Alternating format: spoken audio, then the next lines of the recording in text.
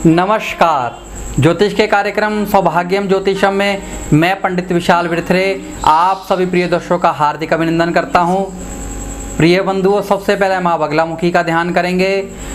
ओम लीं बगलामुखी सर्वदुष्टानां वाचम मुखम पदम स्तंभयम जीवाहम कील्यम बुद्धिम विनाशाय ह्लीं ओम स्वाहा। प्रिय बंधुओं, चर्चाएं चल रही हैं काल सर्प दोष के ऊपर, पितृदोष के ऊपर। हम अपने ग्रहों को खुद खराब करते हैं, उनको कैसे ठीक किया जा सकता है।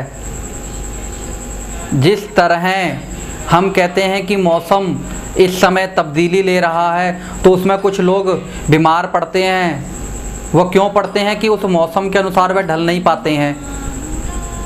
उसी तरह अगर आप अपने ग्रहों को खराब ना करें तो आपको उपाय करने की जरूरत ही नहीं है। पुराने समय में ऐसा ही होता था, परहेज किया जाता था। अगर आप परहेज करते हैं तो आपको बीमारी नहीं होगी, बीमारी नहीं होगी तो आपको दवाई खाने की जरूरत नहीं पड़ेगी। अब लोग कहते हैं कि पंडित जी हम कैसे ग्रह खराब कर लेते हैं, हम तो ऐसा कुछ नहीं करते। अब वह मैं आपको बताऊंगा कि आप अपने ग्रह कैसे खराब कर लेते हैं। धनु राशि वाले, धनु लगन वाले, मीन राशि वाले, मीन लगन वाले, जिनकी लगन या राशि को बृहस्पति रूल करता है, जिनके प्रथम भाव में, दूसरे भाव में, नौवें भाव में अगर बृहस्पति विराजमान हो जाए, जुपिटर विराजमान हो जाता है, तो उन लोगों को अपने जीवन में नॉनवेज नहीं खाना चाहिए,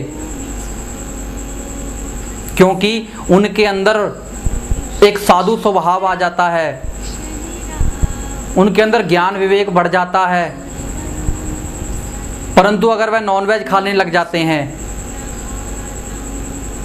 किसी साधु संत का अपमान करने लग जाते हैं, नास्तिक बन जाते हैं, धर्म मंदिर में नहीं जाते हैं, तो उनका बृहस्पति खराब हो जाता है। अब होता क्या है कि हर किसी के इतने ग्रह खराब नहीं होते हैं, परंतु जिनकी जन्म कुंडली में पितृदोष हो, काल सर्प दोष हो, राहु खराब हो, तो उनको बहुत ज़्यादा परेशानियां आ जाती हैं।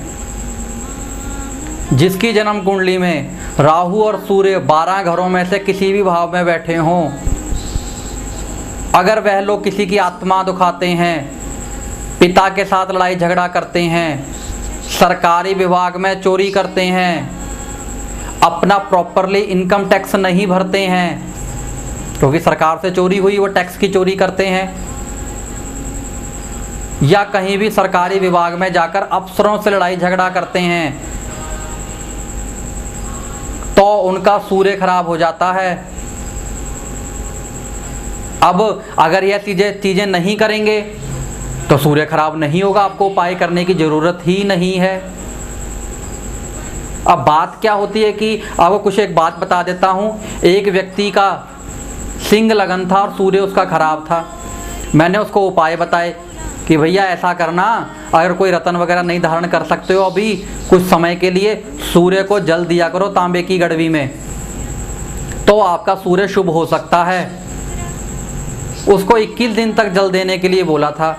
वो बेचारा व्यक्ति 45 दिन तक, सवा महीने तक जल देता रहा, परंतु एक दिन आया कि पंडित जी आपके उपाय ने काम नहीं किया। मैं तो सूर्य को आपने 21 दिन जल देने को बोला, मैं 45 दिन तक जल देता रहा, पर मेरे को सूर्य ठीक नहीं हुआ, मेरे मान सम्मान में अभी भी कमी आ रही है। अब वह दवाई खा रहा था लेकिन परहेज नहीं कर रहा था। वह परहेज क्या था?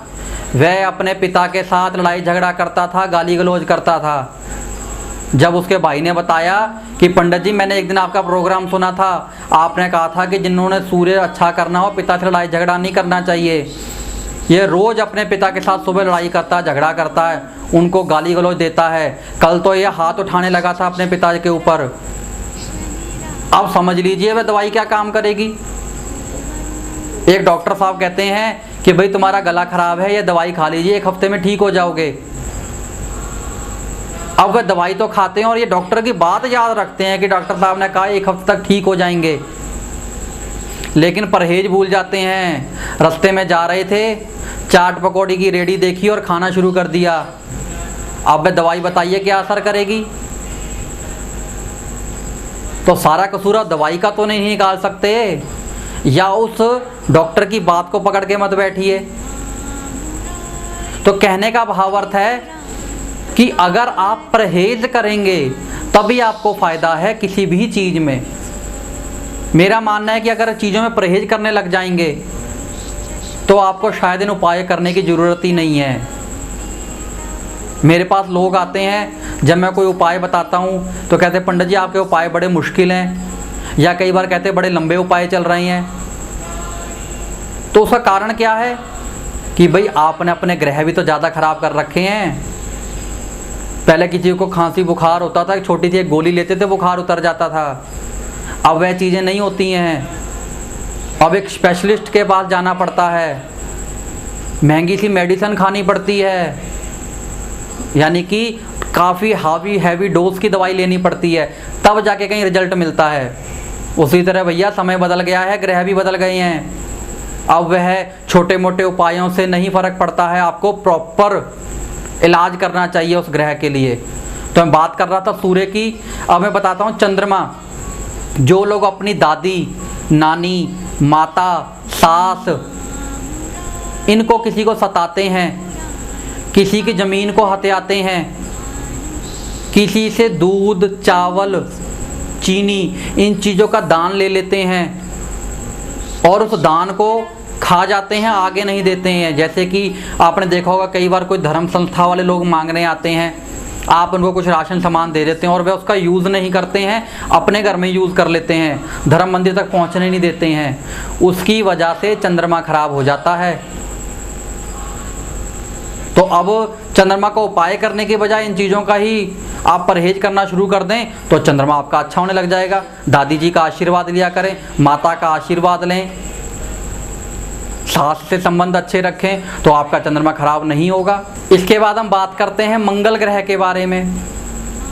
तो कहते हैं कि जो लोग अपने मित्रों से लड़ाई झगड़ा करते हैं, मित्रों से धोखाधड़ी करते हैं, छोटे भाई को मंदे वचन बोलते हैं, या कारोबार में उनके साथ हेरा फेरी कर जाते हैं, अपने भाइयों को अपमानित करते हैं, या जब पिता संपत्ति का विभाजन कर रहे होते हैं तब कुछ ना कुछ धोखाधड़ी कर जाते हैं भाइयों से, तब उनका मंगल ग्रह खराब हो जाता है। और अगर ऐसा करते हैं तो उपाय करने से भी ये चीज़ें ठीक नहीं होती हैं। तो पहले इन चीज़ों का परहेज करना ही शुरू कर दें तो बीमारियां होंगी ही नहीं। इसके बाद बात करते हैं बुध ग्रह के बारे में। कहते हैं जो लोग अपनी बहन, भूआ, बेटी, छोटी कन्या और हिजड़े, इन लोगों को दुख पहुंचाते हैं, नुकसान पहुंचाते हैं, उन लोगों का बुध ग्रह खराब हो जाता है। और ज़्यादातर देखिए कि लोगों के बिजनेस में प्रॉब्लम चल रही हैं। एक तरफ तो हम लोग कंजकाएँ करते हैं, दूसरी तरफ हम लोग भ्रूण हत्याएं करवाते हैं। तो यह बात मेरी समझ में तो नहीं आती है। बुध को सही करके रखें, बुध अगर अच्छा होगा तो आपको बहुत ज़्यादा फ़ायदा होगा। बुध ग्रह खराब नहीं होगा तो बिजनेस अच्छा हो जाएगा। कई बार क्या होता है, हम लोग बोल देते हैं भी हरी सब्जियां बुधवार को धर्म मंदिर में रख के आएँ, देवी के मंदिर में रख के आएँ। वह रख के आते हैं, पीछे से एक बेचारी कोई लड़की मांग रही होती, कुछ पैसा मांग रही होती, उसको धक्का दे के भगा देते हैं। तो वह क्या है, आपका बुध खराब हो जाएगा। वो अच्छा क्या होगा? एक तरफ तो आप उपाय करके आ रहे हैं, दूसरी तरफ वो जीती जागती कन्या को आप धिक्कार रहे हैं। यह मत देखिए कि इसने सुबह से शाम तक कितना पैसा इकट्ठा कर लिया है, वह उसकी किस्मत है, आप उसको क्या दे सकते हैं, इस चीज़ को देखिए। आपने देखा होगा जब लोग मांग रहे होते हैं रोड पर, ट्रैफिक पर, कुछ लोग मांग रहे होते हैं पैसा, भीख मांग रहे होते हैं, कुछ लोग तो पैसा दे देते हैं, कुछ लोग क्या सोच के नहीं देते हैं, अरे ये सुबह से शाम तक बैठा हुआ है, इसने तो खूब 200-400 रुपये कमा लिए होंगे, इनका तो रोज का यही काम है। क्या आपको वो काम करना है? भगवान ने उनको, देखिए, मनुष्य जन्म देने के बाद भी उनको एक मनुष्य के सामने हाथ फैलाने के लिए मजबूर किया है। कैसा कर्म किया होगा उन लोगों ने। आप देखिए आप लोग उनसे कितने बेहतर हैं कि आपके हाथ ऐसे नहीं ऐसे उठ रहे हैं। तो जितनी आपकी क्षमता है दान जरूर दिया करें, और नहीं दे सकते हैं तो कुछ कहने की ज़रूरत नहीं है आपको।